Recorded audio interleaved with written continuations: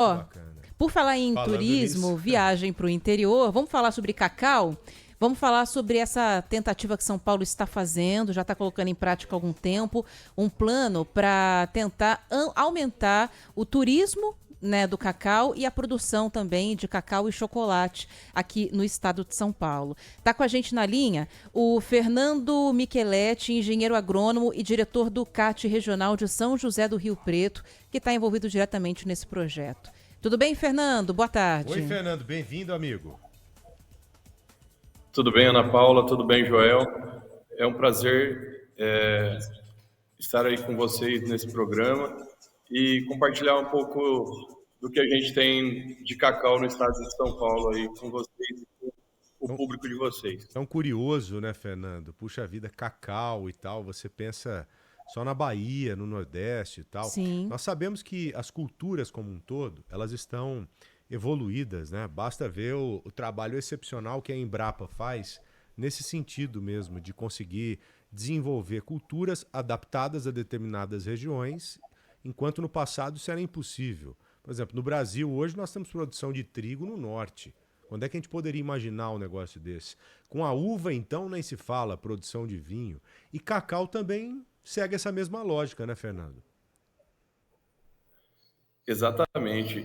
Se vocês quiserem, eu posso contar um pouquinho da história de como o cacau começou, como começou essa história do programa do cacau em São Paulo. Por favor. Claro. O cacau ele já existe em São Paulo, numa iniciativa que que a Secretaria da Agricultura teve desde a década de 70 e 80. Se vocês andarem pelo litoral do estado, o Vale do Ribeira, a gente encontra lavouras de cacau antigas. Só que foi um programa que instalou essa cultura nessas áreas. Foi possível verificar que ela se adaptou bem, inclusive elas estão lá até hoje, aquelas que os produtores não erradicaram. Mas esse cacau que nós estamos falando aqui, Programa Cacau SP, da Secretaria de Agricultura do Estado de São Paulo, ele tem um início a partir de 2010 na região de São José do Rio Preto. Essa região ela é a maior produtora de borracha do Estado de São Paulo a nível Brasil. E ela passava por uma crise, esse setor da eveicultura. E aí o que nós técnicos da CAT, que é o órgão de extensão rural do governo do estado, nós pensamos em inserir alguma cultura que trabalhasse de forma companheira com a seringueira, que produz a borracha, né? E aí nós pensamos no cacau. De imediato a gente não conhecia, porque, como você bem falou, a gente pensa na Amazônia, pensa na Bahia, pensa no Pará. E São Paulo a gente já entendeu como um desafio. Aliado a isso, nós conhecemos um produtor aqui pertinho de São José do Rio Preto, Itabapuã, que por uma iniciativa particular, ele plantou uma área e ele permitiu que a gente começasse a visitar. E foi lá que a gente começou a ver que o cacau realmente poderia dar certo na nossa região. A gente começou a contar frutos, verificar que realmente as plantas eram produtivas, as plantas se desenvolviam bem. E aí, na sequência do trabalho, nós juntamos com a CIRP, que é a Associação Comercial de São José do Rio Preto, e ela tem um braço de agronegócios. Então, nós montamos um projeto, apresentamos para os parceiros que gostariam de investir. Uma empresa da iniciativa privada topou o desafio de colocar dinheiro no negócio e nós montamos unidades demonstrativas com o apoio da CEPLAC, que é o órgão federal que é detentor do conhecimento sobre cacau. Montamos unidades na nossa regional de Rio Preto, em alguns municípios, e aí nós descobrimos que realmente o cacau era uma planta que poderia se dar muito bem aqui. E aí nessas unidades de adaptação tecnológica, nós começamos a levar o público, os produtores interessados. Os produtores começaram a gostar e começaram a fazer os plantios. Os plantios do programa SP, plantios comerciais, que são apoiados por esse programa, eles começaram a acontecer aqui na região a partir de 2021. E devido ao sucesso, vários produtores do estado inteiro começaram a nos procurar.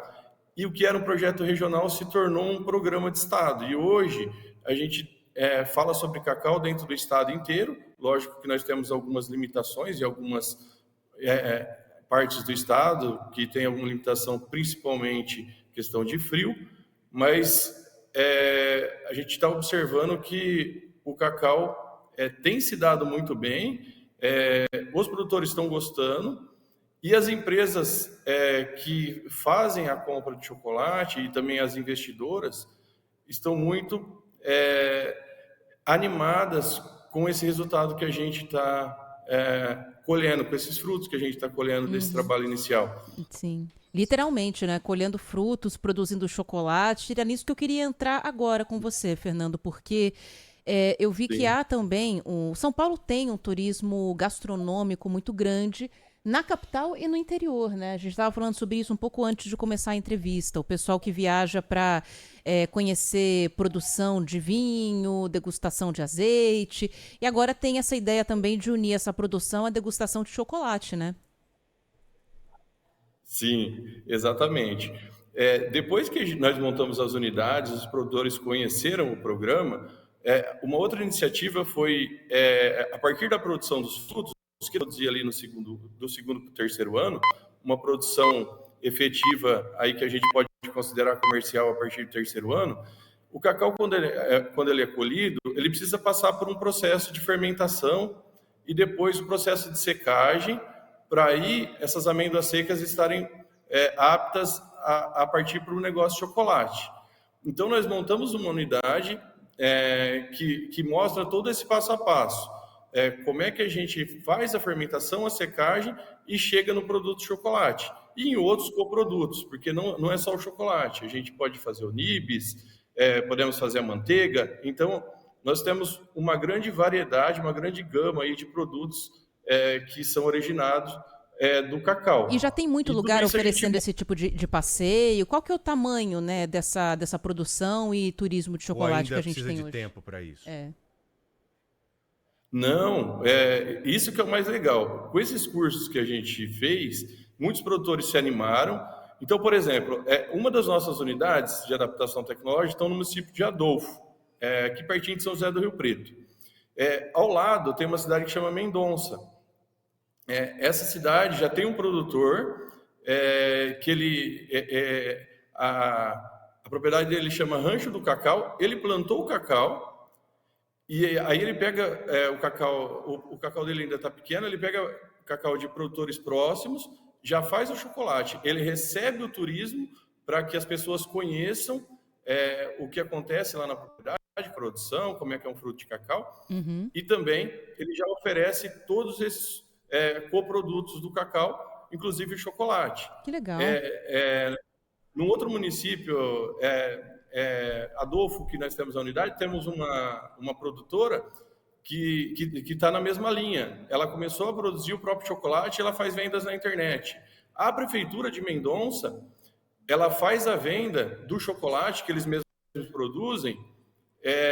Na verdade, não faz a venda. Ela coloca os produtos de chocolate na merenda escolar numa proporção de 50% para que as crianças comecem a ter um paladar de um chocolate mais nobre. Um pouquinho mais distante, em Itabapoana, esse produtor que eu comentei lá atrás, que foi o pioneiro, ele produz a aguardente. Palmares Paulista, que é perto de Itabapoana, nós temos uma produtora, uma grande produtora de cana, e ela tem uma rede de confeitaria. Sim. Ela já recebe as pessoas na propriedade para conhecerem... Um leque gigante, né? O cacau. Nossa. Exato. Então... a gente já tem uma gama de produtores investindo nessa questão do turismo rural também. Que legal. Bacana. Fernando Micheletti, engenheiro agrônomo e diretor do CAT Regional de São José do Rio Preto. Obrigada pelo seu tempo aqui com a gente, viu? Uma boa tarde para o senhor. Um abraço, viu, Fernando? Com Deus aí. Abração. Um prazer. Sempre que vocês precisarem, a CAT Regional está à disposição. Obrigado a você, gente, da mesma forma. Que interessante, puxa vida. Mais um cenário aí se criando aqui para São Paulo.